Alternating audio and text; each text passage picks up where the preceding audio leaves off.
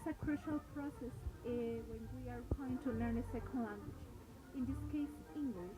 For teaching and learning, it will be the best alternative because the objective of learning a new language is to promote the speaking. So it means that the best alternative is to speak, not exactly how to read or how to write correctly. The most important is to communicate.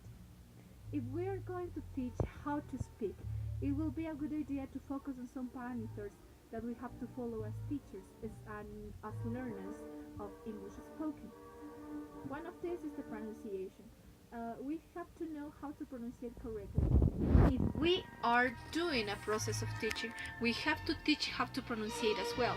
And also, we can talk about phonemes, graphemes, and things that the whole students need to know about speaking.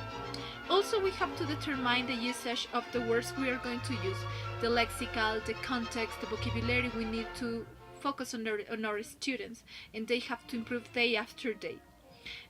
We have to understand also about the words we use, because the stress, the intonation, and the rhythm are also important when they are learning how to do affirmative, negative, or interrogative questions. Also, we have to teach them how to be coherent, how to have coherence in thoughts and logical sequence, because sometimes they can speak but not in a good way. They are speaking because they want to speak, not because it is good or bad. And I think that the most important part of this is to teach students how to express values, how to express judgments and opinions, because it is also important for them. They have to participate, they have to interact socially in any topic they want. Also, the fluency is fundamental because they have to acquire different kind of skills by doing pauses or maybe by having their personal rhythms. ESL has its main objective to interact, so ESL will be the best alternative to be part in an oral activity or an oral process. There are many ways to promote speaking. One of these is the discussion. In order to do a discussion, we can make groups of 4 or 5 people and establish a topic. The teacher is the one who gives them the purpose to speak. So they are going to give us the ideas we want to listen, and they could understand what are the most important opinions, how are the conclusions, how to share ideas.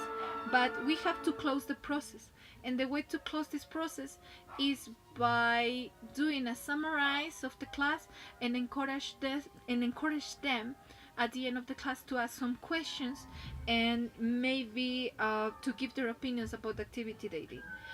Also, one of the things I really like about this paper was the role play, because I think that the role play is very complete.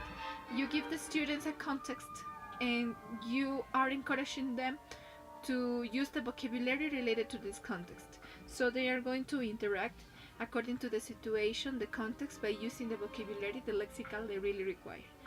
I also like picture narrating, because if you give a student, if you give a guy, a simple person, 3, 4, or 5 pictures with non-sequence, they will have to find the sequence correctly, and they have to create their own studies, their own stories. So I really like this kind of alternatives.